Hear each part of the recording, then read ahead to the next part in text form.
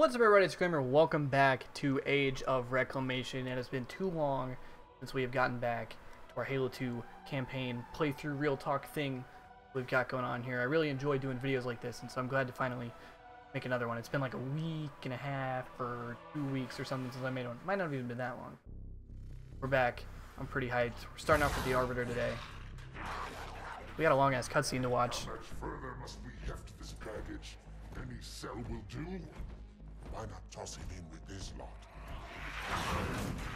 They could use the meat. Them? What about us? My belly I'm sorry. aches, and his flesh is seared just the way I like it. Quiet! You two whimper like grunts fresh off the teat. He's not meant for the jails. The higher-ups have something special in mind. God, these graphics are just so good, dude. And this cutscene's dope. Let's be real. I mean, they all are, but this one especially.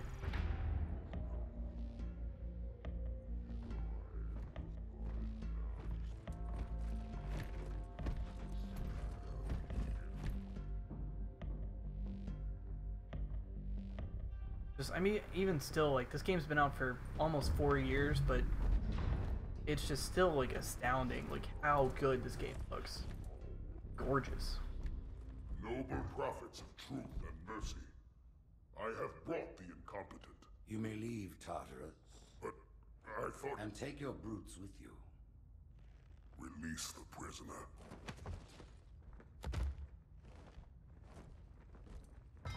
The council decided to have you hung by your entrails and your corpse paraded through the city.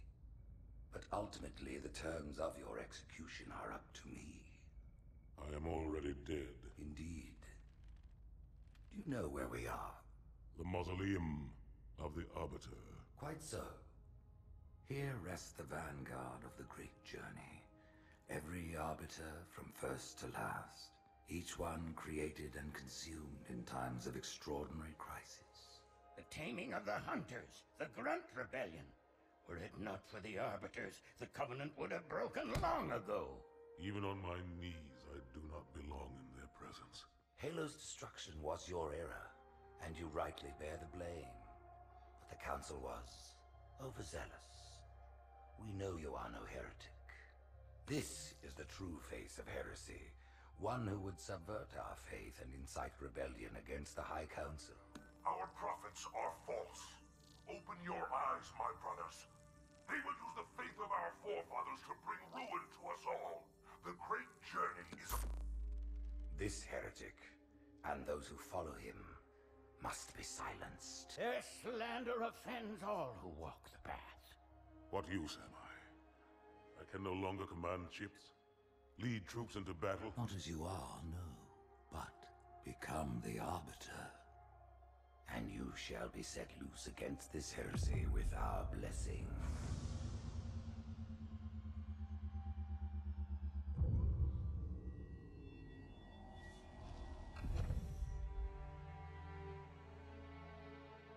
What of the Council? The tasks you must undertake as the Arbiter are perilous, suicidal. You will die, as each Arbiter has before you. The Council will have their corpse.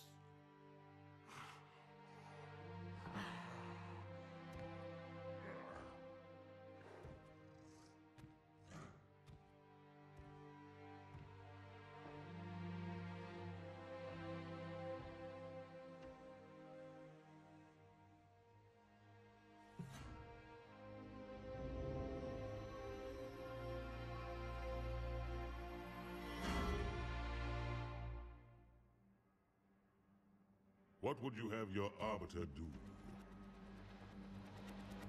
So fucking cool, man. It's just so cool. When we joined the Covenant, we took an oath. According to our station, all without exception. On the blood of our fathers, on the blood of our sons, we swore to uphold the Covenant. Even to our dying breath. Those who would break this oath are heretics, worthy of neither pity nor mercy. Even now, they use our Lord's creations to broadcast their lies. We shall grind them into dust. And continue our march to glorious salvation.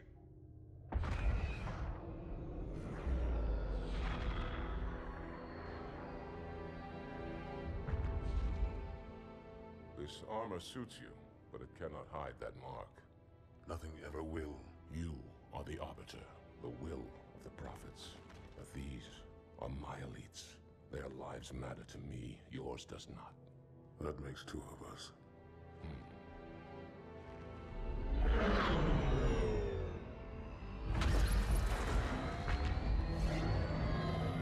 Leader, there is no doubt. The storm will strike the facility. We'll be long gone before it arrives.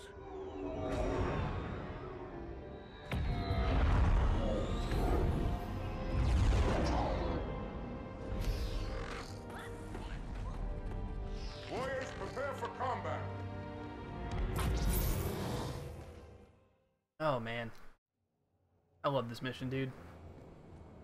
Yeah, there's something real quick just to touch on. There's something I find really fascinating, or even cool, I guess, about the whole And we shall quell this heresy classical religious, you know, swords and knights and castles and what would you, Victorian, Elizabethan? How, I don't know how you would refer, or not Victorian. That was way after that. I guess not even Elizabethan. I don't really know how you would refer to that era of, you know, just sort of the speech that they use. I don't know. There's something that I find, I don't know if you guys understand what I'm saying about just the way that they talk, and, you know, I guess classical would be the best way to describe it. active camouflage.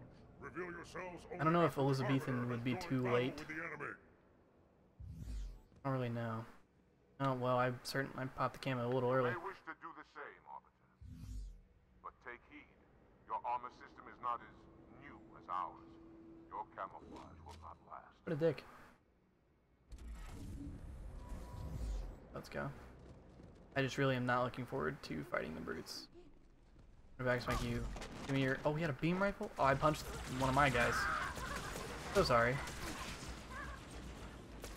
But I hope you guys understand what I'm talking about when I say the sort of speech. You know, heresy and hierarchs and sort of classical religious type shit. I don't know if that made any sense the way that I described it, but hope you guys understand what I'm talking about. I got a really fun suggestion we're going to talk about today. I mean, fun for me. You guys, this might bore some of you, but I wanted to talk about. Guy suggested that I talk about, you know, reading and sort of some of the media that I've been interested in as of recent. I thought that was a cool idea because there's sort of a.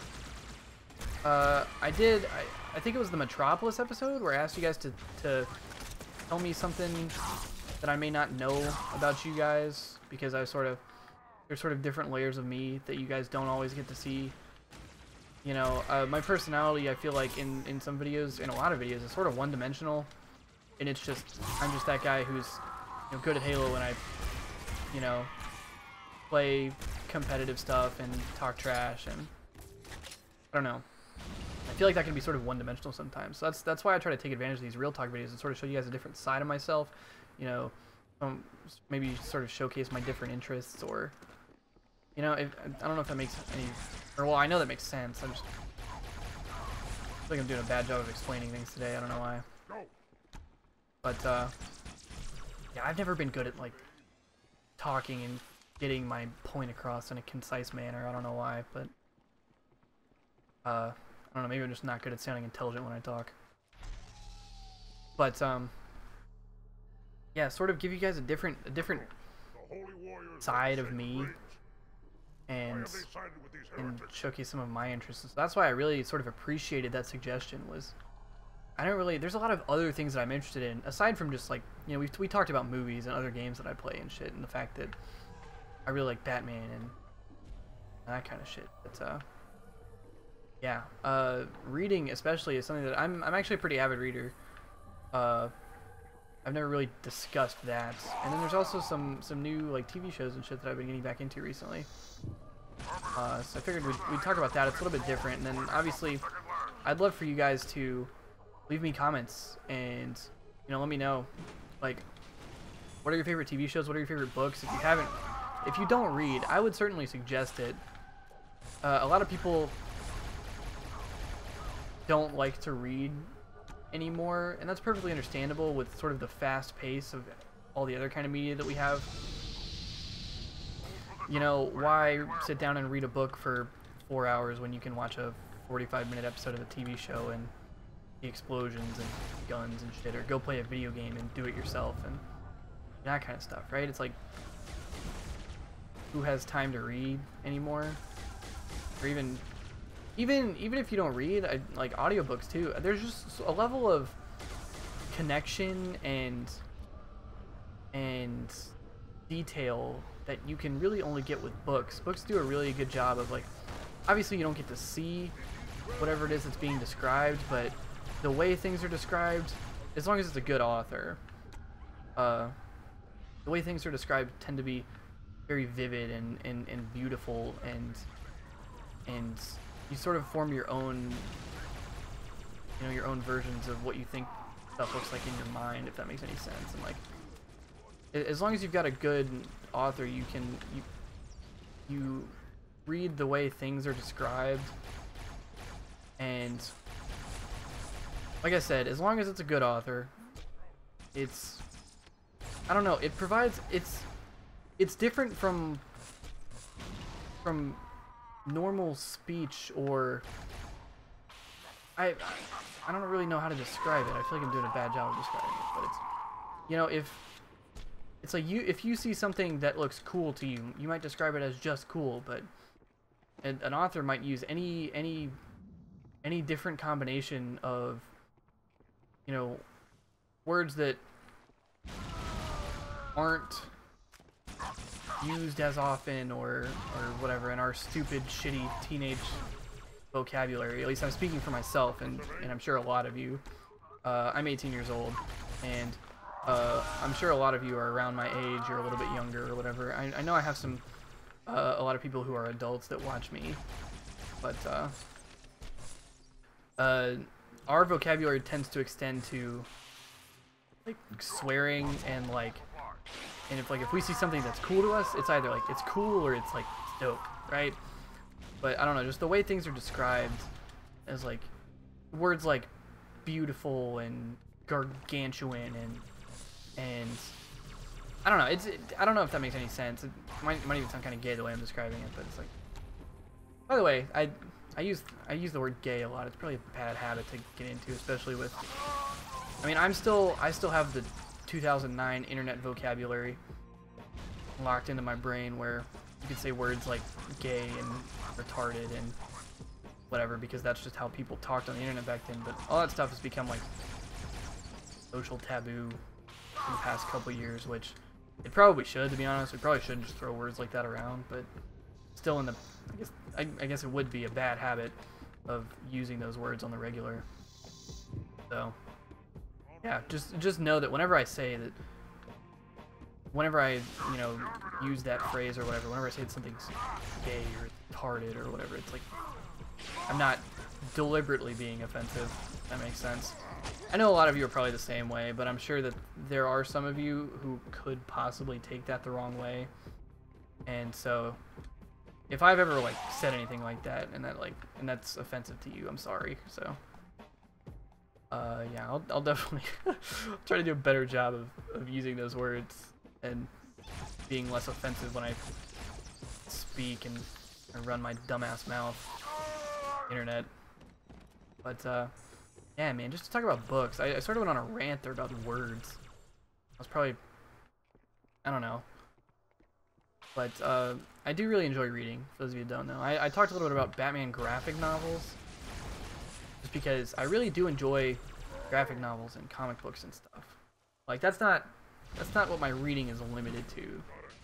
I started reading pretty avidly from a very young age. I don't know why, I just got really, really into books when I was really young. You know, kindergarten, first, second grade.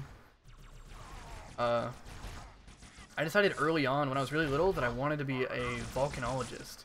I wanted to study volcanoes because I thought volcanoes were just fascinating.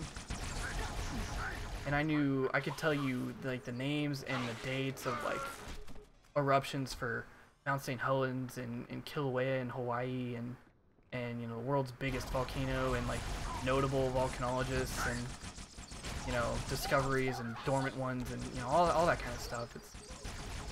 I was really, really interested in that from a young age, and so that's probably where I started reading, was I started reading books about volcanoes whenever I was really little. And from there, I got introduced. I think my introduction into novels was Harry Potter. I had an uncle who was really into Harry Potter, and sort of got me into it, and showed me the movies when I was young, and I went and read the books. I read something that I'm still kind of proud of is that to a reasonable degree, I, as a second grader, was able to read all 7 of the Harry Potter books and comprehend them to a reasonable degree, like I said. Which I'd say is pretty good for a second grader. In second grade, you're, what, 8, 9? I don't know if that's correct. But I was able to read all 7 of them, and thoroughly enjoyed them, and became super interested in fantasy and sci-fi and all that kind of stuff. So from a very early age, I read the Harry Potter, all of the Harry Potter movies, and then okay, sorry, bumper. But probably 3rd or 4th grade, I started reading the Halo novels, because obviously Halo is something that I've been interested in since I was like 5 years old. It's something that I've talked about on this series, I'm pretty sure. But I started reading the Halo novels. The Fall of Reach, Contact Harvest, First Strike, The Flood. I've sort of been slacking as of recent. I haven't even read Evolutions. I bought Evolutions because somebody in my stream or in my YouTube comments recommended it. But I read pretty much all the old ones. Ghost of Onyx was probably the most recent one that I read. Yeah, Fall of Reach, Ghost of Onyx, Contact Harvest, First Strike, The Flood. I also got really interested in writing for a short period of time. I'm gonna go back and switch this out. Leave me. Holy shit, dude! I'm literally gonna die. But yeah, I tried to. Whenever I was in like 3rd grade, I think I tried to like write the novelization for Halo 2.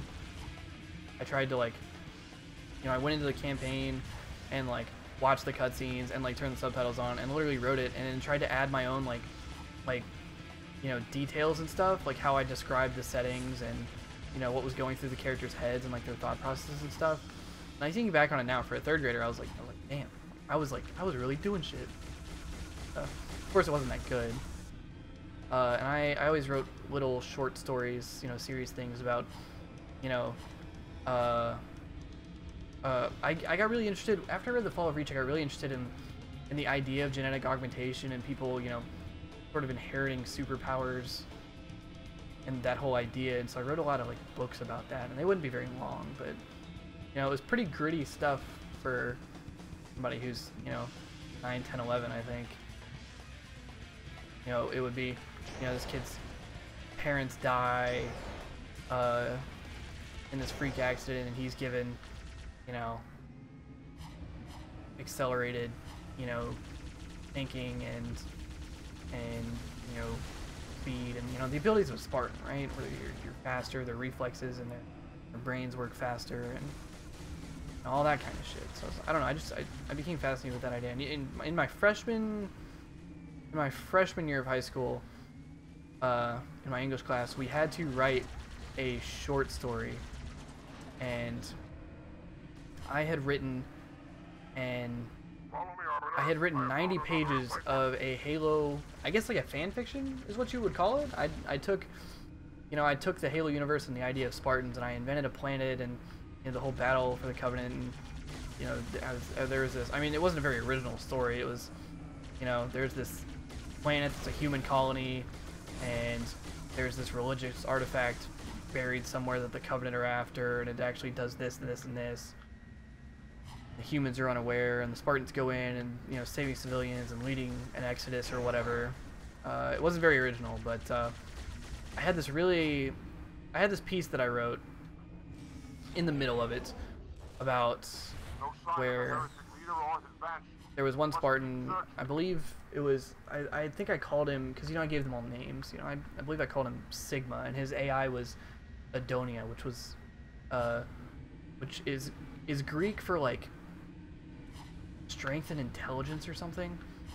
I was all proud of myself because I was like, ooh, I like came up with a cool ass name or whatever. But I wrote this one piece where he's on like Delta Halo or something, has to go into battle against these, you know, this squad of Covenant where there's like 2 hunters and a bunch of elites and grunts and jackals and shit. And I wrote this one, it was this one like half-page section where he is like charging them and does this, like, if you guys have seen Thor Ragnarok, it's when Thor, spoiler warning by the way, it's when he does the whole God of Thunder thing where he like his eyes light up and like lightning comes out of him and shit. It was basically that.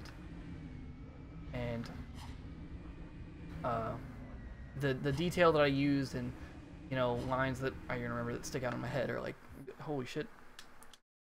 You know, the earth cracked and sparked, and, you know, it's whatever. It was good for like a 13, 14-year-old. And my teacher wanted to enter me into competitions and whatever. So I guess the point is of all that is that I was just always interested in that kind of stuff from a young age. But as of recent, what I've been reading is obviously you guys know how much I like the movie It, and I never had seen or read the book before the movie was announced. I watched this documentary called Killer Legends. It's on Netflix, but it's called Killer Legends, and it's about, I'm really into documentaries and like video essays too, by the way. I'll probably talk about that at some point. But there's this documentary called Killer Legends. It's on Netflix, about you know, pop culture legends and the true stories behind them. So you know, the first one was the hook killer, you know, the killer who sneaks up on couples on lovers lanes, who has a hook for a hand and, you know, kills them. The Candyman, who, you know, poisons Halloween candy or puts razor blades or whatever in there. And then one was the Killer Clown, which obviously they referenced, you know, they referenced real life events like John Wayne Gacy and the Chicago clown scares of the 90s. But then they also brought up Pennywise. And so that was the first time I'd ever seen, I watched that documentary when I was 15, 16. I remember I was on spring break and I was at my dad's brother's house in Florida because we were visiting them. And oh damn, we finished the mission. Damn. But yeah, I guess just to finish it off real quick, is we finished. I got interested in that idea, and I sort of fell in love with that idea, and so I read It and got really interested in Stephen King, and I'm currently reading through Misery because I haven't read that yet, but I read all of it, and yeah, man, I don't know. I just let me know some things. I've also been rewatching Doctor Who, which I'm really into British television. I don't know if I've ever talked to you guys about that, but Sherlock, Doctor Who. I've been rewatching Doctor Who. I just finished up Eccleston, and I am like 3 or 4 episodes into David Tennant's run. So let me know if you watch Doctor Who as well. But I rewatched all of Sherlock recently, and I've also been watching Altered Carbon, which is a new Netflix original, which is it's basically this, you know, future thing where you know, it's set in the future, and every time somebody dies, they do this thing called re-sleeving, where they take that person's consciousness after they die and insert them into a new body, and it brings up all sorts of interesting moral dilemmas, and it's really actiony, and it's sort of like, it's all based around a murder mystery, and it's really cool. But yeah, let me know if you've ever been interested in reading or writing, or, you know, what TV shows you're watching, you know, whatever you're into right now. But yeah, it's gonna do it for me today. I talked for so long, I went over time, but yeah, thank you guys for watching. I hope you guys enjoy. Like, share, subscribe for you. Much respect as always. I'll see you guys in the next one. Whew. I love you guys. Halo 2 is awesome, and yeah, I'll see you guys later. Bye.